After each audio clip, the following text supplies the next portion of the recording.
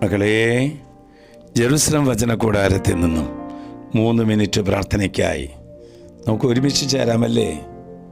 നമ്മുടെ നിയോഗങ്ങളും നമ്മുടെ പ്രാർത്ഥനകളും നമ്മുടെ കണ്ണുനീരും നമ്മുടെ വിലാപങ്ങളെല്ലാം വചനമാകുന്ന യേശു വ്യക്തമായി കാണുന്നുണ്ട്. ഇന്നിതാ നമ്മുടെ ഭവനത്തിലേക്ക് വിശുദ്ധയായ ഹെലേന വരികയാണ്. സഭാചരിത്രത്തിൽ ഒത്തിരിയേറെ കടപ്പാടുകളും ഒത്തിരിയേറെ സ്നേഹമുള്ള ഒരു മഹാവിശുദ്ധയാണ് വിശുദ്ധ ഹെലേന. ഇതാ വചനം തരുന്നു. സുഭാഷിത പുസ്തകം 16-ാം അധ്യായം 7-ാം വാക്യം. ഒരുവൻ്റെ വഴികൾ കർത്താവിന് പ്രീതികരമായിരിക്കുമ്പോൾ ശത്രുക്കൾ പോലും അവനോട് ഇണങ്ങിക്കഴിയും. പ്രിയപ്പെട്ട മകളെ, യേശു ക്രിസ്തുവിൻ്റെ കുരിശ് വീണ്ടെടുത്ത ഹെലേനയാണ് ക്രിസ്തു മതത്തിന് പരസ്യമായ അംഗീകാരവും ആരാധനാ സ്വാതന്ത്ര്യവും അനുവദിച്ചത്. ആദ്യത്തെ ക്രൈസ്തവ ചക്രവർത്തിയായിരുന്ന കോൺസ്റ്റന്റൈൻ്റെ അമ്മയാണ് വിശുദ്ധ ഹെലേന. AD 312 കോൺസ്റ്റന്റൈൻ ചക്രവർത്തിക്കെതിരായി മാക്സൈൻസിലെ ഒരു യുദ്ധപ്രഖ്യാപനമുണ്ടായി. ഒരു ചെറിയ സൈന്യമാണ് കോൺസ്റ്റന്റൈൻ കയ്യിലുണ്ടായിരുന്നത്. ദൈവത്തിൽ ആശ്രമിച്ചവർ യാത്രയായി പോകുന്ന വഴിക്ക് പ്രകാശമായ ഒരു കുരിശ് പ്രത്യക്ഷപ്പെട്ടു. അതിൽ ഇപ്രകാരം എഴുതിയിരിക്കുന്നത് കണ്ടു. ഈ കുരിശ്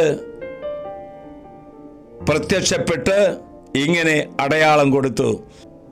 പ്രിയപ്പെട്ടവരെ, ശത്രുക്കളെ നിശേഷം തോൽപ്പിച്ചുകൊണ്ടാണ് കോൺസ്റ്റന്റൈൻ ചക്രവർത്തി തിരിച്ചു പോകുന്നത്. അദ്ദേഹം പുറപ്പെടുവിച്ച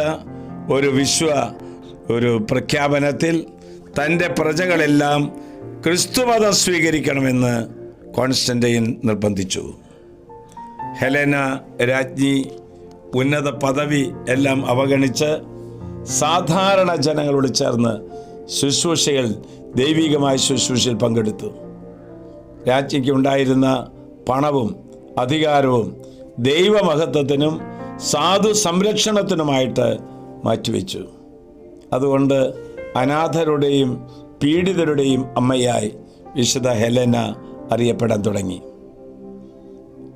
ഹെലേനയുടെ പരിശ്രമത്തിൻ്റെയും ആഗ്രഹത്തിൻ്റെ ഫലമായിട്ടാണ് ഈശോയുടെ കുരിശ് കണ്ടെത്താൻ കഴിഞ്ഞത്. സത്യവിശ്വാസത്തിന് വേണ്ടി ജീവിതകാലം മുഴുവൻ ചെലവഴിച്ച് ഈ വിശുദ്ധ 328 ഓഗസ്റ്റ് 15-ാം തീയതി നിത്യസമ്മാനത്തിനായി ഈ ലോകത്ത് നിന്ന് യാത്രയായി. ഹെലേന പുണ്യവതിയെപ്പോലെ നമ്മുടെ സമയവും ആരോഗ്യവും കഴിവും പണവുമൊക്കെ ദൈവവേലയ്ക്കും ദൈവശുശ്രൂഷയ്ക്കും വേണ്ടി കാഴ്ചവെക്കുന്ന ഒട്ടനവധി ദൈവമക്കളുണ്ട്. അവരുടെ ഒരു മാതൃകയാണ് വിശുദ്ധ ഹെലേന. ആശ്വാസപ്രദമായ രാത്രി, പ്രതീക്ഷാനിർഭരമായ പ്രഭാതം, സൽപ്രവർത്തികൾ നിറഞ്ഞ ദിവസം നൽകി അവിടുന്ന് നമ്മെ എല്ലാവരെയും അനുഗ്രഹിക്കട്ടെ. നമ്മുടെ കർത്താവ് യേശു മിശിഹായുടെ കൃപയും പിതാവായ ദൈവത്തിൻ്റെ സ്നേഹവും പരിശുദ്ധാത്മാവിൻ്റെ സഹവാസവും നാം എല്ലാവരോടും ഈ എപ്പിസോഡ് ഷെയർ ചെയ്യുന്ന സർവ്വ മക്കൾക്കും കുടുംബങ്ങൾക്കും ഹെലേന പുണ്യവതി അനുഗ്രഹം ഉണ്ടാകട്ടെ, ഇപ്പോഴും എപ്പോഴും എന്നേക്കും. ആമേൻ.